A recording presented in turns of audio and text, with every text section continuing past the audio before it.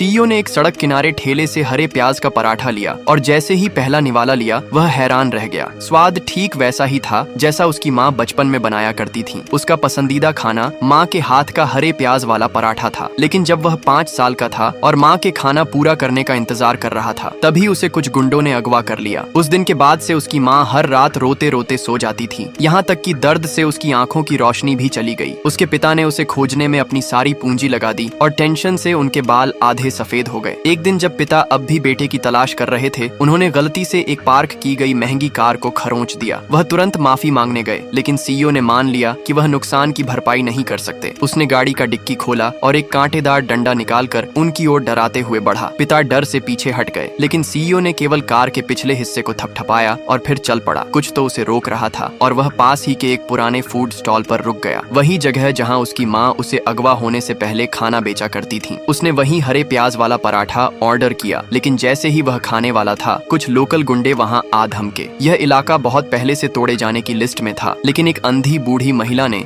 वहां से हटने से इनकार कर दिया था। उसने कहा कि उसका बेटा यहीं से गायब हुआ था और वह तब तक वहीं रुकेगी जब तक उसका बेटा वापस नहीं आ जाता। गुंडों ने धैर्य खो दिया और तोड़फोड़ शुरू कर दी। बूढ़ी माँ डर से कांप रही थी, लेकिन फिर भी उन्होंने प्रॉपर्टी पेपर नहीं सौंपे। जब जबरदस्ती की गई तो उन्होंने एक पुराना प्रॉपर्टी सर्टिफिकेट निकाला। एक गुंडे ने वो छीन लिया और जाने लगा। जैसे ही एक गुंडा उसके पास से गुजरा, बूढ़ी महिला का हाथ उसके बाजू पर बने टैटू से छू गया। उसकी भावनाएं फूट पड़ी। वह जोर से बेटे का नाम पुकारने लगी, यह मानते हुए कि वही उसका वर्षों से खोया हुआ बेटा है। वहाँ खड़ी एक लड़की ने उन्हें शांत करने की कोशिश की, लेकिन माँ नहीं मानी। उसका दिल अभी भी बेटे की तलाश में अटका था। उसने लड़की से कहा कि प्रॉपर्टी के कागज उसे दे दो। लड़की ने अनिच्छा से पेपर दिए, लेकिन तभी गुंडे ने वो भी छीन लिए। इसके बाद उसने लड़की की पहचान पर सवाल उठाया और वहीं पर घोषणा कर दी कि वह उससे शादी करना चाहता है। माँ ने तुरंत कहा कि पहले लड़की से पूछना होगा। जैसे ही लड़की इनकार करने जा रही थी, माँ ने जोर देकर कहा कि वह उसके हाथ के निशान को पहचानती है। लड़की ने तुरंत विरोध करते हुए कहा कि यह तो बस टैटू है। बूढ़ी माँ ठिठक गई